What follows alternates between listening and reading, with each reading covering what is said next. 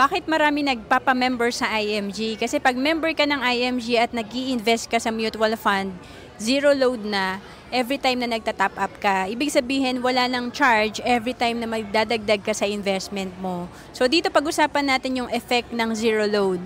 So pag hindi ka IMG member, for example, may 3% kang load sa iyong investment every top up, so ang kanyang 100,000 naging 97,000 lang yung mapupunta sa investment. Pero pag IMG member ka, yung buong 100,000 mo mapupunta sa investment, walang bawas. And dahil mas malaki ang na-invest ng IMG member, mas madami siyang shares na nabili.